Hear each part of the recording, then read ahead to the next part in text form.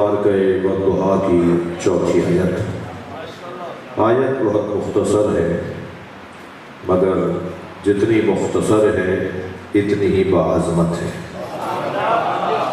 सबसे बड़ा सूरा सूरह बकरा और सबसे छोटा सूरा सूरह कौसर। कुरान का जो सबसे छोटा सूरा है ना, वो कुरान की हिफाजत का सबसे बड़ा सामान है। सलवात पढ़े तो मोहम्मद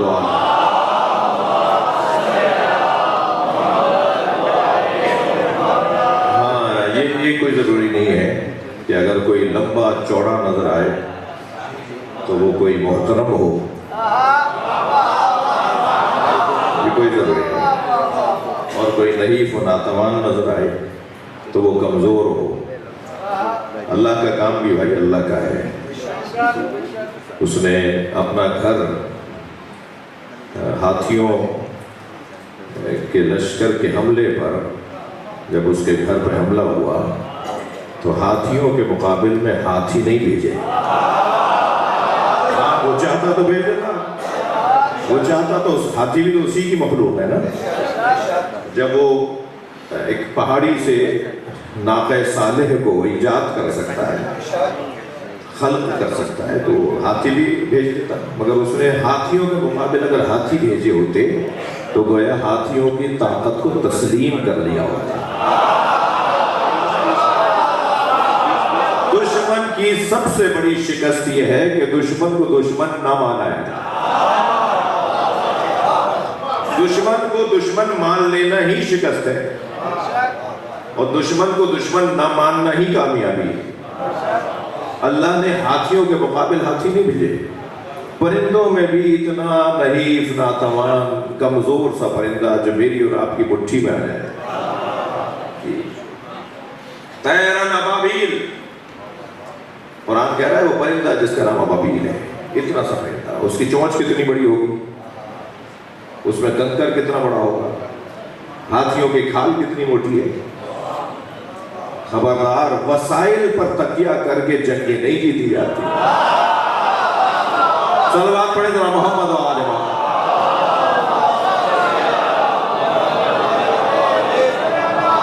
अल्लाह ने हाथियों के मुकाबिल में जो परिंदा भेजा, कितना बड़ा है वो मुट्ठी में आ जाए। चोंच कितनी बड़ी है, पर उसका कंकर कितना बड़ा है। इतनी मोटी खाल वाले जानवर पर ऐसे बारीक बारीक कंकर बरस रहे थे। हाथी जख्मी हो रहे थे, अपने ही सवारों को गिराकर उन्हें कुचल रहे थे।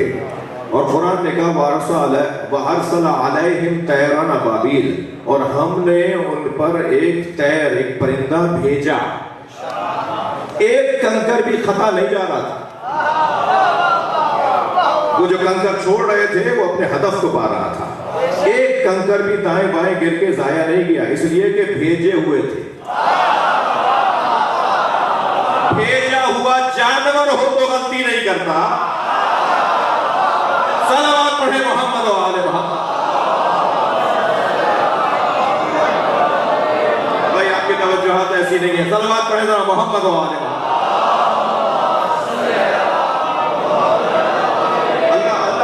अल्लाह का है भाई। खबरदार, अल्लाह के कामों में जिन्होंने दखालत दी है वो सिवाय रुसवाई के उन्हें कुछ नहीं मिला। अब आपकी तवज्जुहात कुछ बेहतर हैं और तवज्जुहात हैं तो मैं एक जुमला और कह दूं कि अल्लाह ने अपने घर के गिराने वाले लश्कर पर, यानी घर के दुश्मन लश्कर पर गैब से मदद भेजी। जी, हजरत मरियम पर जब हमला हुआ, या मरियम माँ काना अबू के व उम्मों के, तुम्हारी तो माँ भी ऐसी नहीं थी, तुम्हारा तो बाप भी ऐसा नहीं था। ये बगैर शौहर के, बगैर बाप के बच्चा कैसे आ गया? ये तोहमत लगा रहे थे ना। तोहमत उस पे लग रही थी जो अल्लाह की तरफ से भेजी हुई थी। जब अल्लाह की तरफ से कोई भेजा हुआ हो और उसके मुकाबले में कोई आ जाए तो उसका और उसका मुकाबला नहीं है, उसका और अल्लाह का मुकाबला। फिर मसला अल्लाह का और उसका बन जाएगा ना, फिर उसका और उसका तो मसला ही नहीं है। तो मैं आपसे यहाँ एक जुमला कह दूं कि न्याज खुद पकाकर खुद मत खाएं, उन्हें खिलाएं जो न्याज नहीं खाते। अगर वापस कर दें तो नाराज ना हो, इस لیے کہ آپ کا اور اس کا مسئلہ نہیں ہے، اس کا اور حسین کا مسئلہ ہے۔ جب کام اللہ کے حوالے اور اللہ والوں کے حوالے ہو جائے تو پھر اللہ ہی وہ سارے کام خود اپنے ہاتھ میں لے گا اور ان کاموں کو بہتر کرتا چلا جائے گا۔ تو جب حضرت مریم پر حملہ ہونے لگا، ان کی عصمت پر حملہ، بھائی جان سے زیادہ حملہ، جان سے زیادہ حملہ آبرو پر حملہ ہے، عزت پر حملہ ہے، آبرو پر حملہ ہے، احساسات اور جذبات پر حملہ ہے، کردار پر حملہ ہے۔ کہنے لگے تمہارا تو باپ بھی ایسا نہیں تھا، تمہاری ماں بھی ایسی نہیں تھی، یہ بچہ بغیر باپ کے کیسے آ گیا؟ ادھر حضرت مریم کو حکم یہ ہے کہ خبردار تمہیں کچھ بولنا نہیں ہے۔ ہمیشہ کچھ بولنے والا نہیں بولتا، کبھی خاموش رہنے والا بھی بولتا ہے۔ تو ہمیشہ بول کر خدمت نہیں کی جائے گی، کبھی خاموش رہ کر بھی خدمت ہوگی۔ تو حضرت مریم کو حکم یہ ہے کہ خاموش رہنا ہے، جواب نہیں دینا۔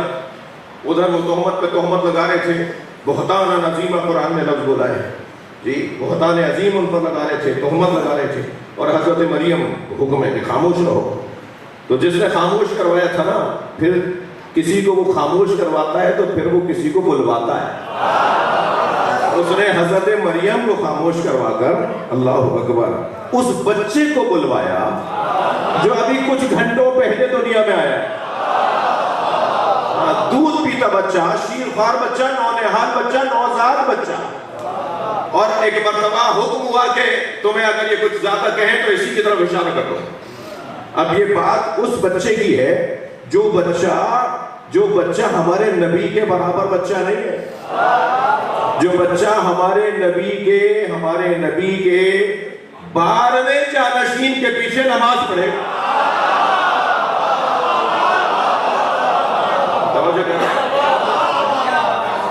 اب وہ بچہ، جس بچے کو حضرت مریم گود میں لائی، وہ حضرت عیسیٰ۔ تو جیسے ہی تہمت پر تہمت اور بات پر بات ہونے لگی تو حضرت مریم نے اشارہ کر دیا، فَأَشَارَتْ إِلَيْهِ۔ قرآن کہہ رہا ہے، الفاظ اللہ کے قرآن کے کلام کے ہیں کہ حضرت مریم نے اشارہ کیا إِلَيْهِ، اس بچے کی طرف۔ ایک دو دفعہ تو انہوں نے اشارہ دیکھا، وہ بول رہے ہیں، وہ اشارہ کر رہے ہیں، وہ بول رہے ہیں، وہ اشارہ کر رہے ہیں۔ ایک آدھ دفعہ دیکھنے کے بعد نے کہا کیا مطلب ہے، کیسا نکل ہے وہ، ہم اس سے کیسے بات کریں؟ وہ بات کر رہے تھے، حضرت مریم اشارہ کر رہے تھے، تو کہنے لگے کیسا نکل لے ہم کیسے اس سے بات کریں؟ من کان فی المہد صبیا، جو بھی گہوارے کا بچہ ہے، جو بھی گود کا بچہ ہے، گود اور گہوارہ ایک ہی بات ہے، یہ گود کا بچہ ہے۔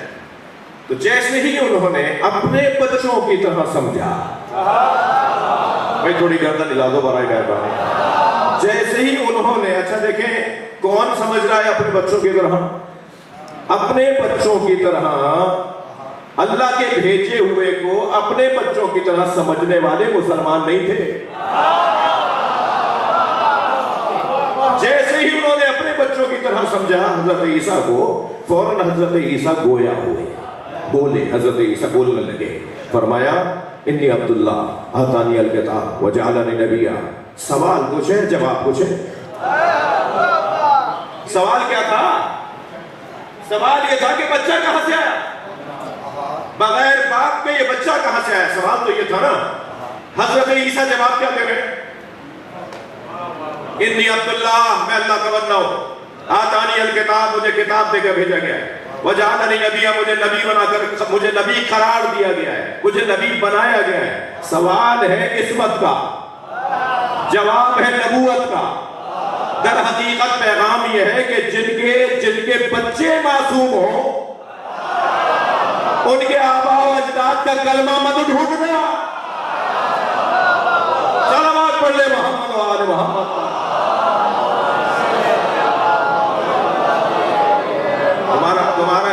تمہارا کام ان کے آباء و اجداد کا کلمہ ڈھونڈنا نہیں ہے۔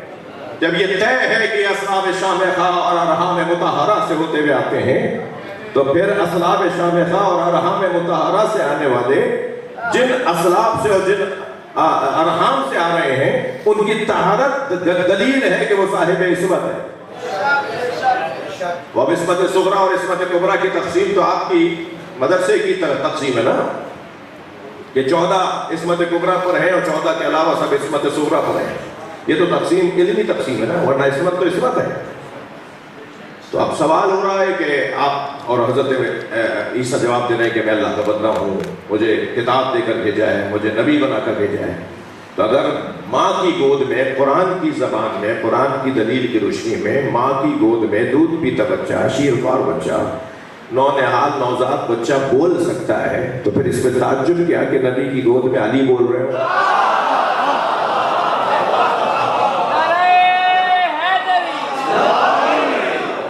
اگر مولا یہ فرمائے کہ میں قرآن سناؤں، تورات سناؤں، زبور سناؤں، انجیل سناؤں، یعنی ابھی قرآن نازل نہیں ہوا ہے کہ علی قرآن سنا رہے ہیں، تو یہ میں ان بچوں جوانوں کے لیے یہ ایک جملہ کہہ دوں کہ جب بھی ائمہ اہل بیت، جب بھی اس گھرانے کے فضائل اور ان کی عظمت کے اوپر غور کریں اور فضائل سنیں، تو ایک قاعدہ ہمیشہ ذہن میں رہے، جوانوں سے کہہ رہا ہوں، بچوں سے کہہ رہا ہوں، قاعدہ یہ ذہن میں رہے کہ ان کی زندگیوں کے دو پہلو ہیں، ان کے دو جنبے ہیں، دو پہلو ہیں، دو زاویے ہیں انہیں دیکھنے کے، انہیں سمجھنے کے، ان کی معرفت کے دو زاویے ہیں۔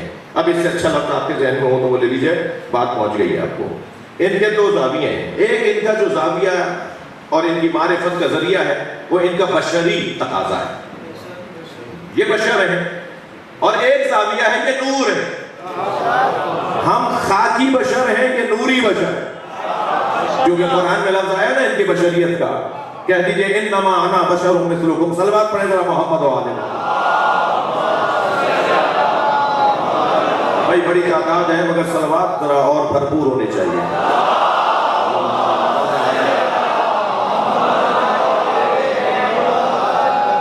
ایک بشری تقاضا ہے اور ایک نوری تقاضا ہے، تو جو بشری تقاضا ہے اس میں ظاہری طور پر بدن مبارک ویسے ہی نظر آئے گا جیسے برابر بیٹھے ہوئے صحابی محترم کا ہے، جیسے برابر بیٹھی ہوئی صحابی محترمہ کا ہے، تو وہ وہی بدن ویسے ہی، دو آنکھیں، دو ہاتھ پیر، دو کان، دو مثال کے طور پر، وہ حلیہ، قد، وہ سب چیزیں، شمائل جس کو کہتے ہیں، وہ ویسے ہی نظر آئیں گے۔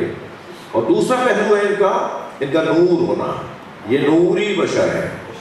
جب نور ہونا ان کا دوسرا پہلو نظر آئے گا، سوچیں گے ہم تو ہمارے بہت ساری الجھنیں دور ہو جائیں گی، بہت ساری ہماری الجھنیں جب ان کے نوری پہلو کو دیکھیں گے تو دور ہو جائیں گی۔ جی سرکار کو معراج پہ تشریف لے گئے، سرکار کو معراج پہ لے جایا گیا، سرکار معراج پہ تشریف لے گئے، تو اچانک سرکار نے دیکھا کہ ایک اونٹوں کی قطار ہے، جس کا اول بھی نظر نہیں آ رہا کہ کہاں تک جا چکی ہے، جس کا آخر میں نظر نہیں آ رہا کہ آخری اونٹ کہاں ہے، یعنی انگنت اونٹوں کی قطار ہے، ایک قطار ہے جس میں انگنت اونٹ ہیں، اور ہر اونٹ کے اوپر سامان لدھا ہوا ہے۔ تو سرکار نے پوچھا جبریل امین سے کہ جبریل، اچھا پوچھا اس لیے کہ روایت بن جائے اور آج بیان ہو جائے،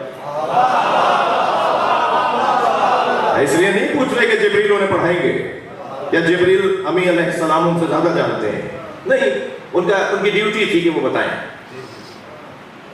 جب افسران کسی اپنے ماتحت سے تشریف فرمائے شخصیات جب اپنے ماتحت سے پوچھتے ہیں کہ یہ بتاؤ کیا ہے، تو اس کا مطلب ہے کہ وہ پتہ نہیں ہے کہ کیا ہے، انہیں اس سے زیادہ پتہ ہوتا ہے کیا ہے، مگر اس سے پوچھ رہے ہیں کہ تمہاری ڈیوٹی ہے، بتاؤ کیا ہے۔ جب جبریل امین سے صلوات پڑھنے ذرا محمد و آل محمد،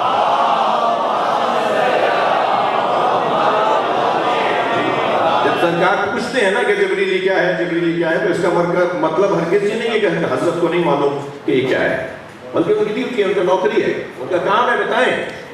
تو جبریل امین علیہ السلام سے سرکار نے سوال کیا کہ یہ اونٹ کیسے ہیں، کیا ہے، ان پہ کیا لگا ہوا ہے؟ جو جبریل امین نے کہا یا رسول اللہ یہ آپ کی فاطمہ کا جہیز ہے۔ بھئی تھوڑی گردن لاؤ فضائل چاہیے، یا رسول اللہ یہ آپ کی سیدہ فاطمہ زہرا کا جہیز ہے۔ سرکار نے فرمایا ایک اونٹ رکواؤ اور بٹھواؤ۔ ایک اونٹ روکا گیا، اسے بٹھایا گیا، اس کو کھولا گیا تو اس میں 1000 کتابیں نکلی، اور ہر کتاب میں 1000 علی کے فضائل لکھے تھے۔ صلوات پڑھنے مولا کی ذات پر، مولا علی کے فضائل، جناب زہرا کا جہد،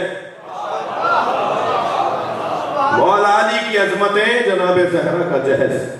دعا کے ساتھ یہ دل بولا علی مولا، علی مولا، علی مولا۔ توجہ کر لیا آپ نے، ان کی زندگیوں کا وہ، ان کی فضائل میں وہ جو نوری پہلو ہے، وہ جو عظمت کا پہلو ہے، وہ نورانی پہلو ہے۔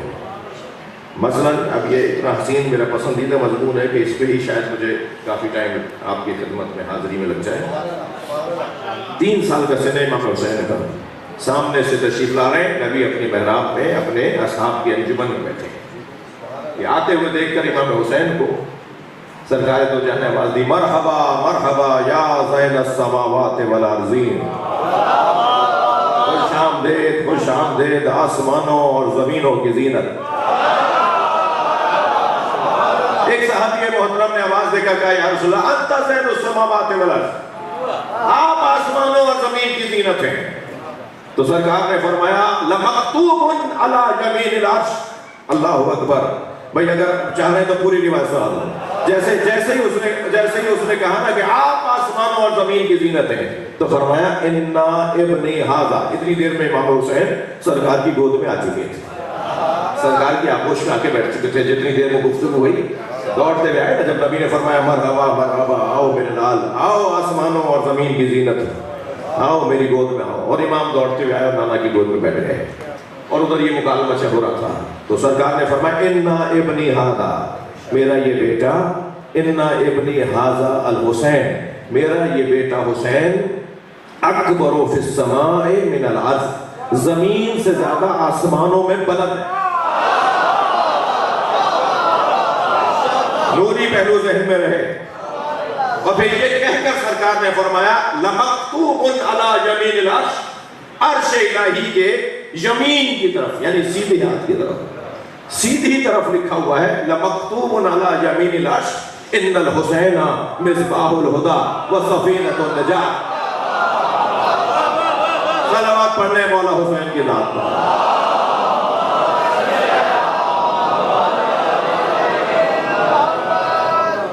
اس مضمون کو ہی جاری رکھوں کہ جو ان کا نوری پہلو ہے اس میں کیا کیا جلوے نظر آ رہے ہیں، ان کا نوری پہلو اس میں کیا کیا جلوے نظر آ رہے ہیں۔ جی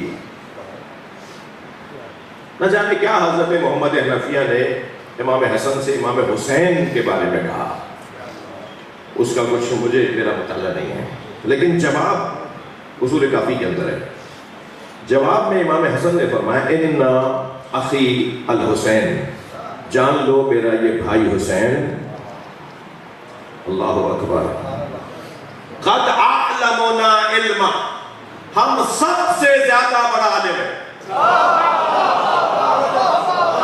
کون کہہ رہا ہے؟ امام حسن فرما رہے ہیں، جو خود امام حسین کے بھی امام ہیں، وہ یہ فرما رہے ہیں ہمارا یہ بھائی حسین ہم سب سے بڑا عالم ہے۔ وَأَسْقَلُنَا حِلْمًا، میرا یہ بھائی حسین ہم سب سے زیادہ بردبار ہے، تحمل مزاج ہے، بردبار ہے، حلیم ہے، اس کے وجود میں ٹھہراؤ ہم سب سے زیادہ ہے۔ اسقلنا حلما، تیسرا جملہ سنیں، وَأَقْرَبُنَا مِن رَسُولِ اللَّهِ رَحِمًا، اور ہم سارے رسول کے رشتہ داروں میں رسول سے سب سے زیادہ قربت حسین کو ہے۔ میرا یہ بھائی حسین ہم سارے بنی ہاشم میں رسول کے خاندان میں نبی مکرم سے قرب رکھنے میں حسین سب سے زیادہ ہے۔ اقربنا من رسول اللہ رحمہ، رحم رشتہ داری۔ جی یہ تیسرا جملہ۔ چوتھا جملہ سنو، فرماتے ہیں کانا، جس کی وجہ سے میں نے یہ 3 جملے بھی سنا دیے اور اس کے بعد والا جملہ بھی سناتا ہوں۔ کانا یقرأ الوحی قبل ان ینطق، حسین نے قرآن نازل ہونے سے پہلے قرآن پڑھ لیا۔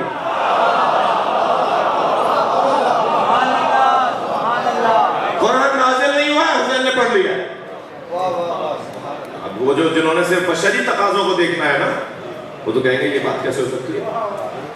جب قرآن نازل ہی نہیں ہوا تو انہوں نے کیسے پڑھ لیا؟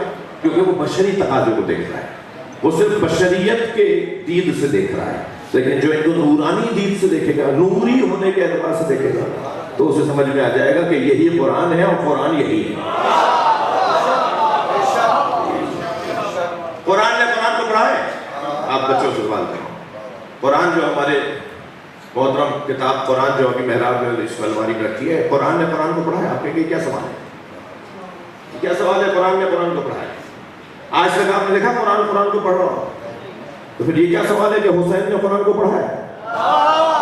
حسین اور قرآن دو نہیں ہے، ایک ہی وجود کے دو جلوے، خاموش ہو جائے تو قرآن، بولنے لگے تو حسین۔ صلوات پڑھ لیں محمد و آل محمد پر۔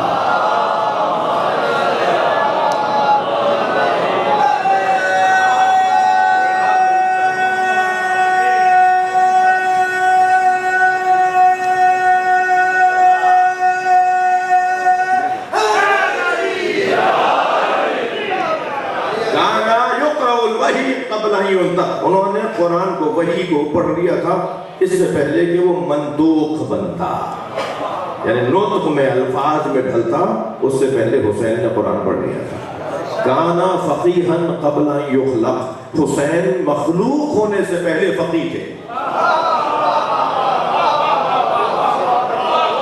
حسین مخلوق ہونے سے پہلے فقیہ تھے۔ تو وہ جب مخلوق ہونا، میں نے ان آخری دو جملوں کی وجہ سے، ان دو فضیلتوں کے پہلوؤں کی وجہ سے آپ کو اس باب میں لے کر آیا کہ ابھی جب وہ مخلوق ہی نہیں ہے تو پھر کیا ہے، فقیہ کیسے ہے؟ تو وہ مخلوق ہونا بشریت ہے، قبل ان یخلق یعنی نور، ان کا نوری پہلو، ان کا بشری پہلو۔ اچھا ممکن ہے کوئی کہے کہ مولانا بشر تو ہے نا، کچھ تو ہم جیسے ہیں نا، میں ان دماغوں پہ بھی تالا ڈالنا چاہتا ہوں۔ کچھ بھی ہم جیسا نہیں ہے، ہمارا کچھ بھی ان جیسا نہیں ہے۔ اگر ظاہری بدن کو مراد نہیں کہ بشر کہتے ہیں، بشرا کہتے ہیں، بشر کہتے ہیں ظاہری بدن کو، دو آنکھیں، دو ہاتھ، دو پیر، دو چشم، دو کان، جی اگر یہ مراد نہیں تو ابھی کوئی ہم جیسے، کوئی ان کا وجود، ان کا بدن مبارک ہمارے بدن کی طرح نہیں، ہمارا بدن ان کے بدن کی طرح نہیں ہے۔ ہماری انگلی کٹے تو کیا نکلے گا؟ بول دیجئے، ہماری انگلی کٹے تو خون نکلے گا؟ جی نبی مکرم نے امام حسین کے منہ میں انگوٹھا دیا، اس سے دودھ نکل رہا۔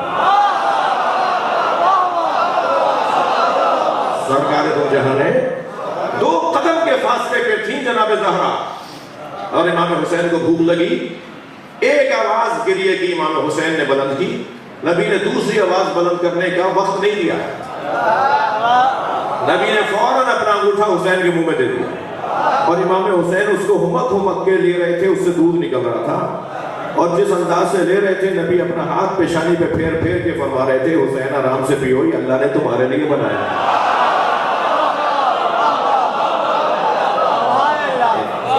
ان کا بدن مبارک بھی، ہمارا بدن ان کے بدن اور ان کا بدن ہمارے بدن کے، ہمارے بدن کا سایہ ہے نا، جی ہمارے بدن کا سایہ ہے نا، ابھی سایہ پڑ رہا ہے نا جگہ جگہ، آپ سب کا، میرا، جی صرف نبی کا نہیں، 12 کے 12 امام، تمام ائمہ اہل بیت، 14 کے 14 ہستیوں کا سایہ نہیں تھا،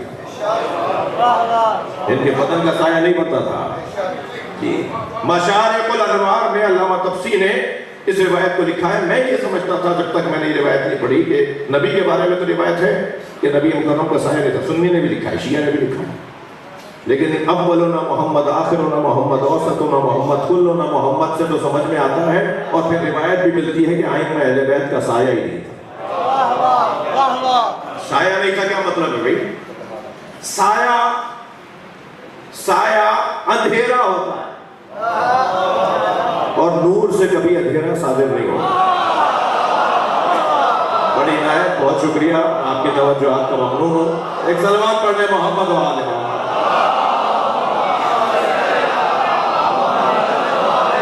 بڑی عنایت، بہت شکریہ، ایک اور صلوات نبی کی ذات پر۔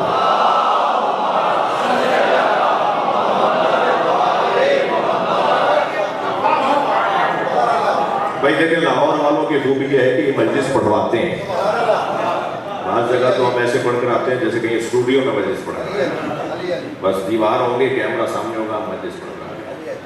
اب یہاں کیمرہ تو کیمرے کو سنانے تھوڑی ہے، تو اس لیے اب آپ کی توجہات ہے تو میں دو جملے اور کہہ دیتا ہوں۔ سایہ کیوں نہیں تھا ایسا؟ اس لیے کہ سایہ کبھی آگے چلا جاتا ہے، سایہ کبھی پیچھے رہ جاتا ہے، جو آگے چلا جائے اسے غالی کہتے ہیں، جو پیچھے رہ جائے اسے مقصر کہتے ہیں۔ شیعہ تو اسے کہتے ہیں جو ساتھ ساتھ چلے۔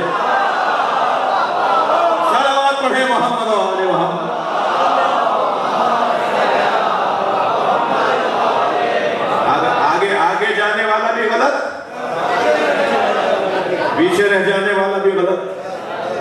حضرت جامعہ میں امام علی نقی علیہ السلام نے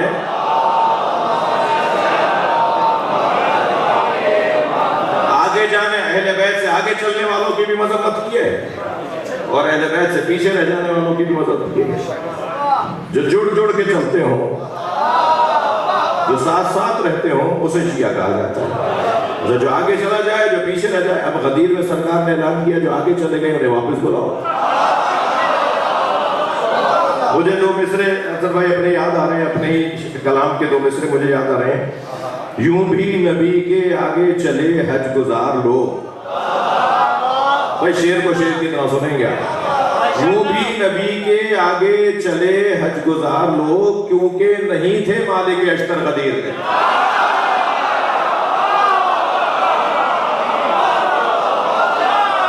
صلوات پڑھنے محمد و آل محمد.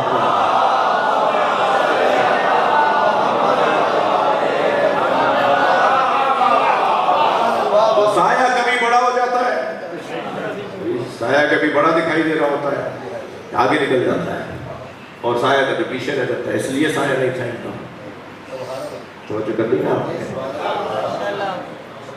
بھی، آپ کا ممنون اور ایک ہدیہ اور. اس لیے بھی سایہ نہیں تھا کہ سایہ زمین پر پڑتا ہے اور اللہ نہیں چاہتا کہ ان کا عکس بھی زمین پہ پڑے. ہمیشہ ان کا وجود ذہنوں پر غالب رہے.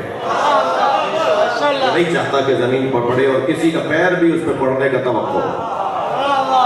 صلوات پڑھ لیں اس گھرانے پر.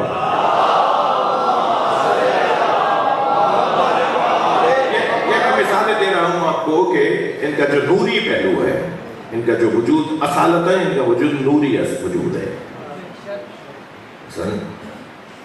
ہم آنکھیں بند کریں تو اندھے نظر نہیں آ رہا، یہ آنکھیں بند کریں تب بھی دیکھتے،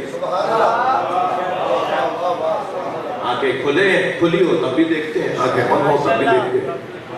ساری رات حضرت عائشہ نبی کے حجرے میں چیزوں کو جا بجا فرما رہی تھی کہ سرکار نے صبح اٹھ کے فرمایا کہ تم نے فلاں چیز فلاں جگہ رکھ دی اور فلاں چیز فلاں جگہ. تو کہا یا رسول اللہ آپ تو سو رہے تھے. فرمایا ہمارے سونے سے اپنے سونے کو مت ملاؤ.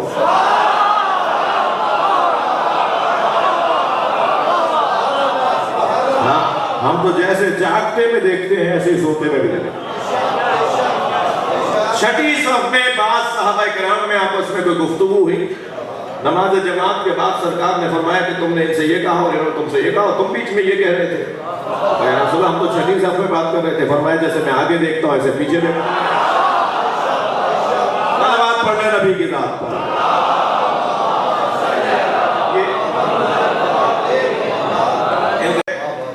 حتیٰ ان کا بدن مبارک بھی وہ ہمارا بدن ان کے بدن سے کوئی مقایسہ نہیں. ہمارا بدن قبر میں چلا جائے تو گرم ہوگا، کوئی شاید عمل ہو ایسا کہ بدن سالم رہ جائے اور گلے نہیں اور سڑے نہیں. لیکن یہ قبر میں ایسے ہی سنتے ہیں جیسے قبر کے باہر سن رہے ہیں. قبر ان کی آرام کی جگہ ہے اور وہاں جا کر یہ ایسے ہی سنتے ہیں کہ جیسے زندگی میں سن رہے ہیں. سرکار نے فرمایا مماتی کل حیاتی، حیاتی کل مماتی.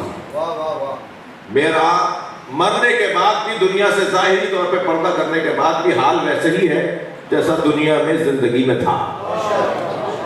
میرا دنیا سے جانا اور میرا دنیا میں رہنا ایک جیسا ہے. یہ تمہاری آنکھوں سے اوجھل ہو جاتا ہے، غیبت میں چلے جاتے ہیں. یہ وجود غیبت میں چلے جاتے ہیں. اور ایسا نہیں ہے کہ یہ ہو نہیں، یہ ہیں، ہمیں سن رہے ہیں، ہماری مدد کر رہے ہوتے ہیں، ہماری آواز کو سن رہے ہوتے ہیں. مسئلہ میری نیت کا ہے. جیسے میری نیت پاک ہوتی ہے ان کا تعلق تو پاکی سے ہے. نجاست تو ان سے ویسے ہی قریب نہیں آتی.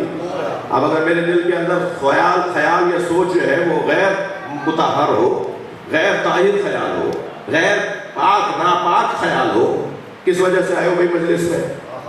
بھائی اس وجہ سے آیا وہ اگر خیال جو وجہ جو ہے وہ اگر پاک ہی نہ ہو تو پھر اہل بیت تک تو ہماری اہل بیت تک تو رسائی اس کی جس کے یہاں پاک طہارت ہو. جہاں طہارت نہیں ہے اہل بیت تک ان کی، وہ اہل بیت تک تو نجاست پہنچ ہی نہیں سکتی. تو اگر من کے اندر، دل کے اندر، دماغ کے اندر کوئی برے خیالات بیٹھے ہوئے ہوں اور پھر ہم کہیں کہ وہ تو نہیں سنتے، وہ تو کوئی جواب نہیں دیتے، تو مسئلہ ہماری طہارت کا ہے. جن کا دل من نیت پاک ہے ان کی وہ سنتے ہیں، ان کی وہ سنتے ہیں، ان کے سلام کا جواب دیتے ہیں، ان کی بات کو سنتے ہیں، اور نہ صرف یہ کہ سنتے ہیں بلکہ جواب دیتے ہیں، مدد کرتے ہیں۔ میرا یہ بدن جس کے اندر روح ہے، میری روح اس بدن کے پنجرے میں قید ہے۔ آپ کی میری روح ہمارے بدن کے پنجرے میں قید ہے۔ اس قید ہونے کی وجہ سے ہماری روح تو طاقتور ہے، مگر پنجرے میں قید ہونے کی وجہ سے پنجرہ اس دیوار سے نہیں نکل سکتا۔ یہ بدن اس دیوار سے پار نہیں ہو سکتا، وہ تو راستے دیکھے گا، دروازے کھڑکیاں دیکھے گا، جہاں سے نکل جائے وہاں سے وہ جگہ دیکھے گا۔ لیکن جیسے ہی ہماری روح ہمارے بدن کے پنجرے سے باہر آتی ہے تو بند دروازے بھی ہوں تو وہ دیواروں سے اندر آ سکتی ہے۔ میری اور آپ کی غیر معصوم روح اگر اتنی طاقتور ہو جائے کہ وہ ایک لمحے میں مکے سے مدینہ اور مدینہ سے نجف پہنچ جائے، تو جن کا بدن بھی پاک، جن کی روح بھی پاک، ان کا اس دنیا سے جانے کے بعد تو اور ان کی طاقتور وجود، ان کا وجود اور طاقتور ہو گیا۔ جب ان کا وجود اور طاقتور ہو گیا تو ہماری کیوں نہیں سنتے ہیں؟ پھر ایک بزرگ کی بڑی اچھی دلیل ہے، بڑی اچھی نقضی دلیل ہے، حلی دلیل، نقضی دلیل ہے بچوں جوانوں کے لیے، اور جو ایک آدھ دو جملہ سن کے گزر جائے ان کے لیے۔ جی، اس وقت میں یا ایک دن میں پوری دنیا میں کتنے لوگ مر رہے ہیں؟ سینکڑوں، ہزاروں لوگ، ہزاروں لوگ پوری دنیا میں مر رہے ہیں۔ مار کون رہا ہے؟ ملک الموت۔ ملک الموت ایک وقت میں 1000 جگہ جا رہا ہے، ملک الموت کا مولا نہیں جا سکتا۔ ملک الموت کا مولا نہیں، ملک الموت کے مولا کا مولا، مولا علی ائمہ اہل بیت، جبریل امی علیہ السلام کے بھی مولا ہے، اور جبریل امی علیہ السلام سارے فرشتوں کا سرپرست اور حاکم و سردار۔ کیفیت یہ ہے، تو جو نوری پہلو ہے ان کا وہ بھی بہت روشن ہے، اور بدن بھی ان کا نوری، بدن بھی ان کا نوری ہے، دکھائی دیتا ہے کہ وہ بدن گشرا ہے، ان کا کھال ہے، بدن ہے، اور انسانی تقاضوں کے مطابق وہ پانی مانگ رہے ہیں، انہیں پیاس لگ رہی ہے، وہ مثال کے طور پہ سواری پر بیٹھ رہے ہیں، مثلا وہ بستر میں تشریف فرما ہو رہے ہیں، وہ جو بدنی تقاضے ہیں ان کے مطابق۔ البتہ اگر ایک امام معصوم کے ہاں بھی کچھ ایسا نظر آ گیا ہو تو سمجھنے کے لیے کافی ہے۔ مثلا مولا علی کو، اب بعض اوقات تو فضائل کے باب ایسے ہیں جن میں جو کبھی کبھی سننے والے یا تھوڑا سا ان مباحث سے دور دور جو رہے ہوں، وہ ان کو ایک دو جملوں میں تصفی اور تسلی نہیں ہوتی ہے، وہ کہتے ہیں جی پتہ نہیں کیا بول رہے ہیں۔ مثلا مولا علی کو گرمی اور سردی نہیں لگتی تھی، میں نے مقدمہ باندھ لیا دو جملوں کا، جو ان بحثوں میں اس طرح کی گفتگو سننے میں ذرا مانوس نہیں ہوتے، وہ کہتے ہیں پتہ نہیں کیا بات کر رہے تھے، یہ کیسے ہو گیا۔ مولا علی کو گرمی اور سردی نہیں لگتی تھی۔ اچھا، مولا علی مولا نبی کے لیے فرمانے لم یشم رائحۃ الکریہہ، سرکار کو بدبو نہیں آتی تھی، صرف خوشبو آتی تھی، صرف اور صرف سرکار کو۔ صلوات پڑھے ذرا محمد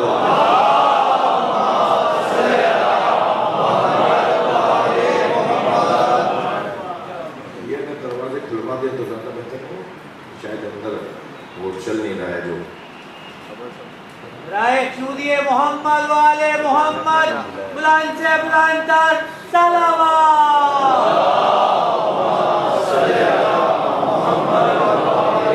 ایک اور بلند صلوات نبی کی طرف۔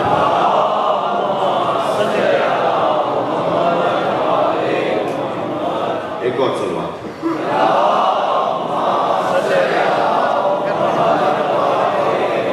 اس سے بلند صلوات۔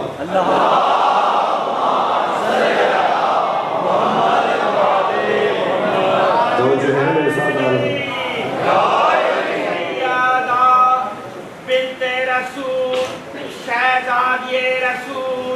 تسکین قلب رسول، ضیاء نور چشم رسول، سیدہ دستار رسول، پاک بطول فاطمہ زہرا سلام اللہ علیہا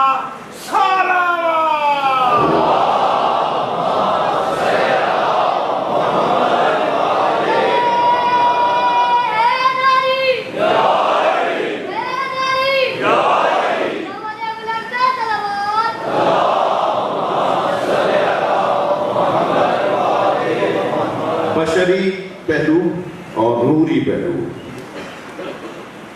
لولا علی لما کانا لفاطمۃ کف علی وجہ الارض آدم فمن دونا.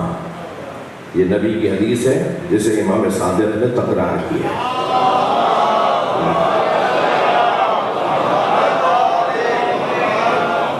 اسے امام صادق نے دوبارہ دہرایا کہ ہمارے جد نے یہ فرمایا اگر علی نہ ہوتے تو فاطمہ کا کوئی شوہر نہ ہوتا.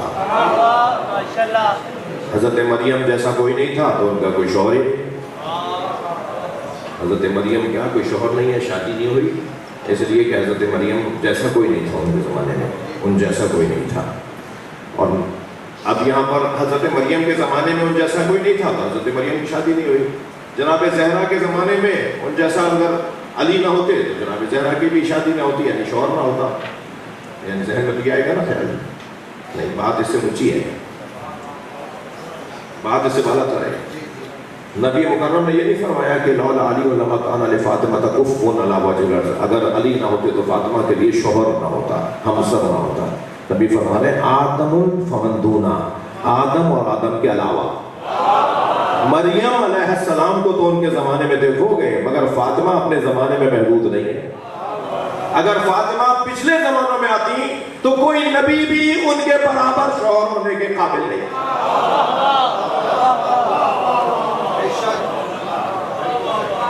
سنگین بات ہو گئی نا, بڑا دل کرتا ہے سہیل بھائی سنگین گفتگو کرنے کا, جو حادثتاً ہمارے بزرگوں کے ہاں فلسفیانہ اور علمی اور معرف کی گفتگو تھی, مگر یہ 8-10-20 سال سے ان کیمروں نے ہمیں روک دیا ہے. میں آپ لوگوں کو بھائی گردن نہیں جھکا کے بیٹھو, تمہاری برائی نہیں کر رہا, یہ رائج ہے نا. یعنی جس مجلس میں کیمرہ ہی نہیں لگا ہوا تو کہتے ہیں صاحب اہتمام پورا نہیں تھا, مگر جس مجلس میں کیمرہ لگا ہوا ہے وہاں نااہلوں تک بھی بات جاری ہوتی ہے.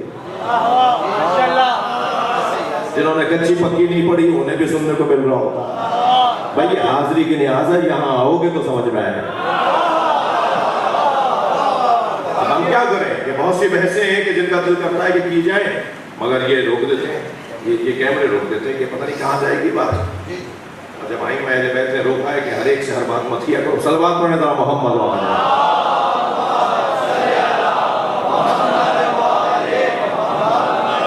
لولا علی لما کان لفاطمۃ کف علی وجہ الارض, اگر علی نہ ہوتے. اچھا پہلے تو مجھے سوال کا جواب دیں, یہ جو حدیث ہے سرکار کی, اگر علی نہ ہوتے تو فاطمہ کا کوئی ہمسر نہ ہوتا, یہ جناب زہرا کی فضیلت ہے یا مولا علی؟ مولا علی کی. صلوات پڑھیں ذرا محمد وعلیہ. دوبارہ بول رہا ہوں, یہ مولا علی کی فضیلت ہے یا جناب زہرا کی؟ یہ فضیلت مولا علی کی, یعنی سیدہ کی وجہ سے علی کی فضیلت میں اضافہ ہوا. صلوات پڑھیں محمد وعلیہ محمد.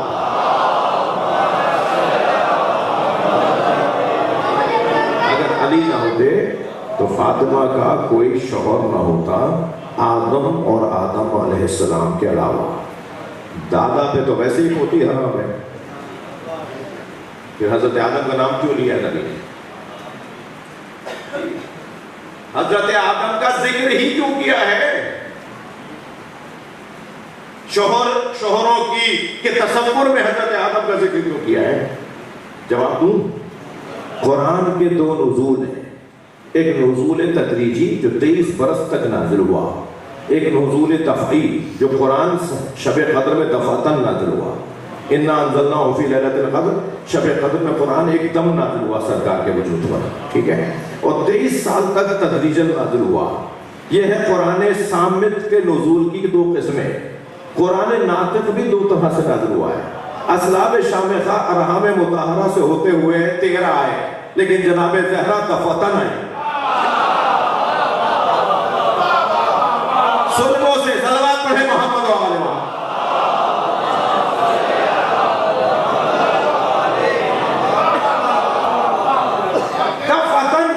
مبارک پر جس کا نور اتارا گیا وہ جناب زہرا کا وجود ہے. جب وہ اسلاب شامخہ سے ہوتے ہوئے نہیں آئے تو دادا اور پوتی کہاں آئے؟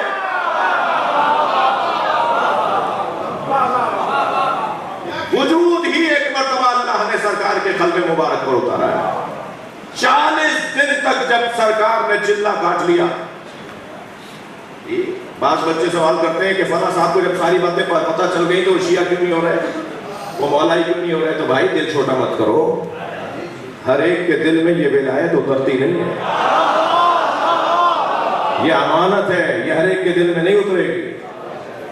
بہت زیادہ دل چھوٹا مت کریں, اپنے اوپر اللہ کا شکر ادا کریں, اپنے بارے میں, اپنے والدین کے لیے, اپنے آبا و اجداد کی مغفرت کے لیے دعا کریں کہ جس دروازے کو انہوں نے لا بٹھایا ہے اس سے اچھا دروازہ نہیں ہے, ان کے لیے دعا کریں, ورنہ یہ کوئی ضروری نہیں ہے. جی کیوں جناب زہرا اگر علی نہ ہوتے تو فاطمہ کا کوئی شوہر نہ ہوتا؟ اس لیے کہ سیدہ پوری کائنات میں منفرد وجود, آپ کا کوئی ہمسر, کوئی ہم پلہ نہیں ہے, اور ہمسر اور ہم پلہ بنا کر مسلمانوں کو مسلمان رہنے دیا ہے.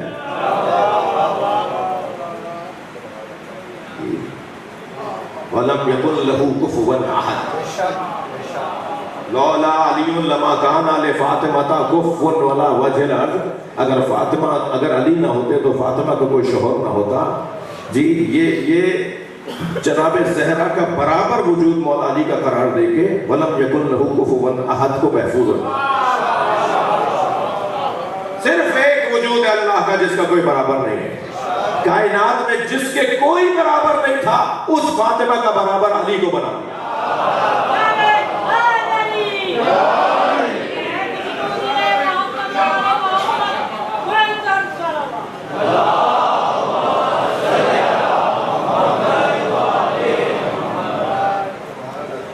دل تو کر رہا ہے تھوڑا سا اور پڑھوں, مگر کیا کریں, مجھے لگ رہا ہے کہ 11:30 ہونے والے ہیں, 2-4 لوگ جبائیاں بھی لے رہے ہیں جو وقت پہ سونے کے عادی ہیں, جلدی نہیں, جو وقت پہ سونے کے عادی ہیں, تو وہ تو کہیں گے نا کہ یہ کب اٹھیں گے بھائی, ایسا ہی ہے یا نہیں؟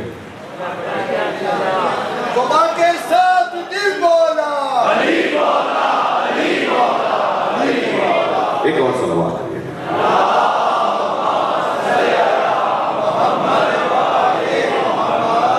میں سوچتا تھا جب بعض ذاکرین سے ہم نے سنا, میں سوچتا تھا یہ تھوڑا سا غلو کر رہے ہیں, مبالغہ ہے, لیکن ایک تو الحمدللہ یہ کیفیت رہی ہے جب کبھی کوئی چیز کسی کی میرے لیے نہیں ہوتی ہے تو طالب علم کو انکار نہیں کرنا چاہیے, تحقیق کرنی چاہیے, اور اللہ کرے ہم مرتے دم تک ہمیشہ قبر تک طالب علم رہیں.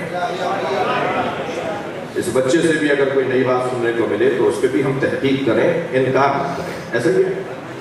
تو جب تحقیق ہوگی تو بات روشن ہو جائے گی. اب بعض ذاکرین سے میں نے جب کہہ لیجیے بچپن میں بہت پہلے جب سنا کہ وہ کہتے ہیں کہ جناب زہرا حجاب اللہ ہے.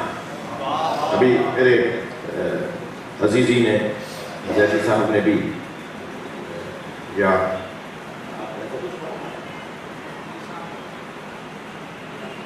جی تو حجاب اللہ کا جو لقب ہے یہ نہیں, میں آ رہا ہوں حافظ آباد سے, وہاں کاظمی صاحب جناب کاظمی صاحب جو جن کو فالج ہو گیا تھا ابھی پہلے اللہ نے ان پہ کرم کیا ہے. ہم بتاؤ ابھی جو پڑھ رہے تھے تم تو ساتھ تھے حافظ آباد میں, اور جو ساتھ ہی نہیں تھے تو وہ کیا بتائیں گے. مقدس کاظمی صاحب, اللہ ان کی حفاظت ان کو صحت عطا فرمائے. میرے بھائی ہیں, عزیز ہیں, بھائی تم ساتھ تھے تو بتاؤ نا نام. مقدس انہوں نے ابھی اپنے کلام میں وہاں حافظ آباد میں وہ حجاب اللہ کا ایک مصرع نظم کیا تھا, تو انہوں نے کسی کا کلام تھا, شاید علمدار بخاری صاحب کا کلام تھا, وہ پڑھ رہے تھے. تو میں جب بہت پہلے جب میں نے یہ لقب بی بی کا کچھ ذاکرین کی زبان سے سنا تو اس وقت میں مجھے ہوا کہ اس کی تحقیق ہونی چاہیے. عزیزو, میں تو کسی اور نتیجے پہ پہنچا. تھوڑا سا گردن ہلاؤ تو بات ہو نا, آپ تو تھکے تھکے بیٹھے ہیں, میں کیا کروں.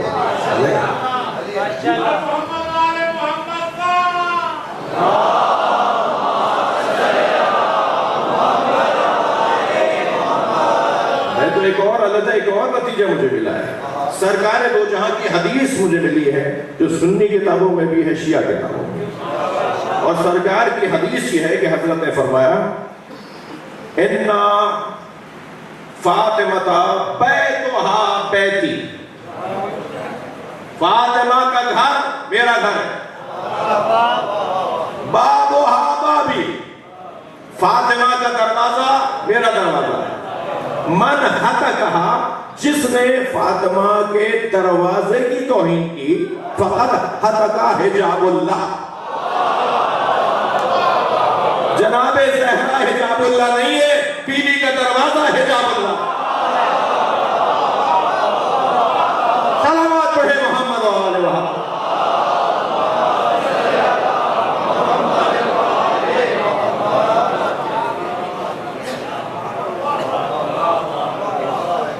جس دروازے کو آگ لگا دی،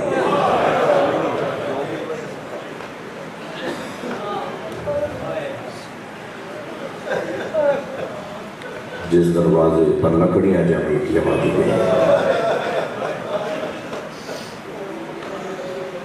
اور خود کہتا ہے کہ گھر میں علی تھے، فاطمہ تھی، حسنین تھے، زینب اور ام کلثوم بھی تھی، اور آخری نام لیا ہے اس میں فضہ بھی تھی.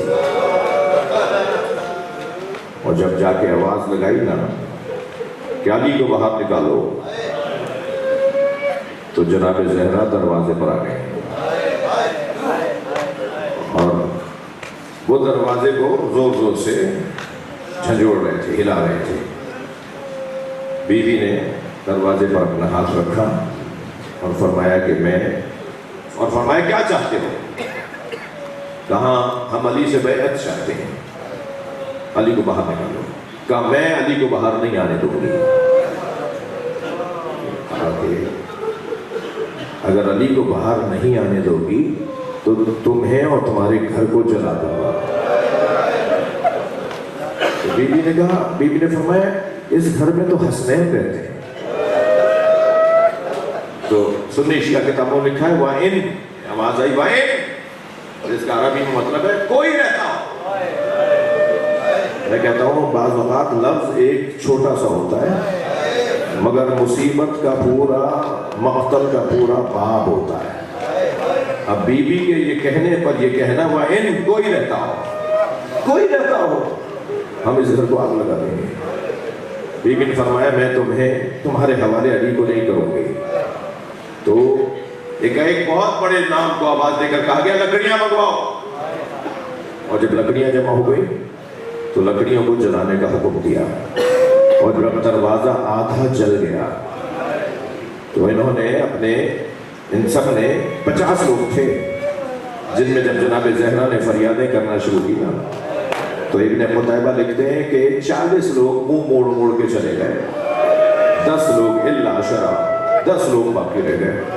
اور ان 10 لوگوں نے جب جلتے ہوئے دروازے کو گرانا چاہا تو سیدہ دروازے کے قریب تھی، اپنے غلام غنفس سے کہا کہ اسے لات مار کے گرا.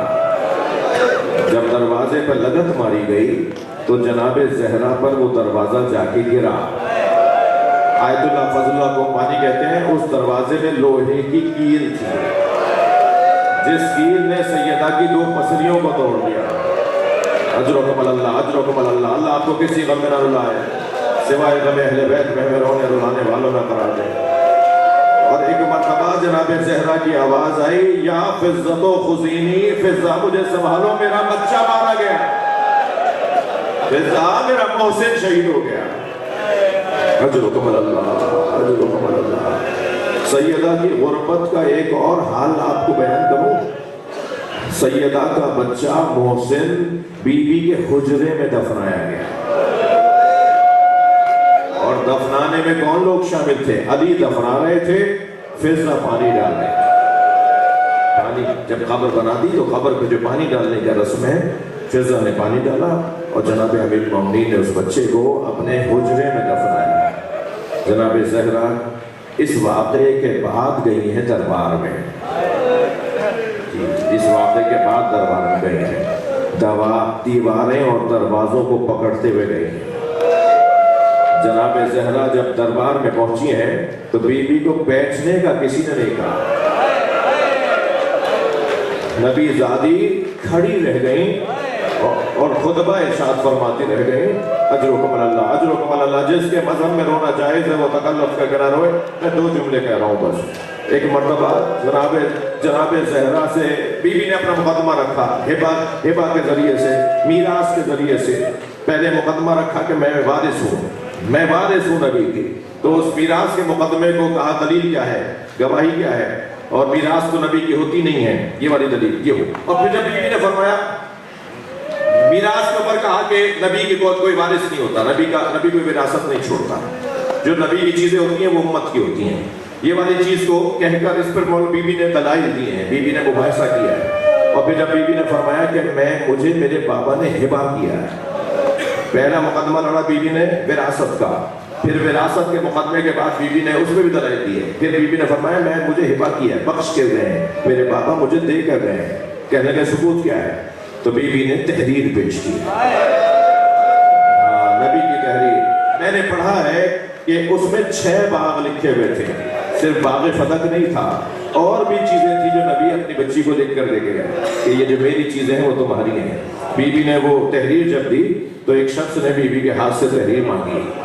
بی بی کے ہاتھ میں کوئی کہے گا نا کہ دکھاؤ ہم پڑھیں کیا لکھا ہوا ہے, تو بی بی کے ہاتھ سے تحریر لے کے اسے پھاڑ دیا. جب نبی کے ہاتھ کی تحریر کو پھاڑا تو بی بی زمین پر بیٹھ گئی. جس بی بی سے چلا نہیں جا رہا تھا وہ بی بی زمین پر بیٹھ گئی اور بابا کی تحریر کے ٹکڑوں کو بیننا شروع کیا. آنکھوں میں آنسو آ گئے, مجلس ہو گئی. بس ایک جملہ اور سن لیجیے. سندھ میں لاڑکانہ کے شہر میں ایک بڑے مشہور ذاکر گزرے ہیں, عالم دین تھے. وہ ذاکری کے انداز سے مجالس پڑھتے تھے. عبدالحمید چانڈیو, یہاں پنجاب بھی بہت آتے تھے, سرائکی میں بھی پڑھتے تھے. عبدالحمید چانڈیو جب یہ والے مسائل پڑھتے تھے نا تو جیب سے کاغذ نکالتے تھے اور ممبر سے ہی اس کے ٹکڑے کر کے ممبر سے نیچے پھینک دیتے اور لوگوں کو اسے کہتے تھے ذرا کچھ دیر رکو, اور ممبر سے اتر کے آ کے ٹکڑوں کو بینتے تھے اور ممبر پہ جا کے روتے ہوئے لوگوں سے پوچھتے تھے بتاؤ کتنی دیر لگی. روتا ہوا مجمع کہتا تھا چند لمحے لگے. تو کہتے تھے جنہیں تم چند لمحے کہہ رہے ہو فاطمہ ڈھونڈی ہو گئے. فاطمہ زہرا کے بال سفید ہو گئے تھے. بابا آپ کی حکمت نے آپ کی تحریر پھاڑا. اللہ لعنت اللہ علی الظالمین. یا اللہ ان آوازوں پر رحمت نازل فرما, رونے والوں کی توفیقات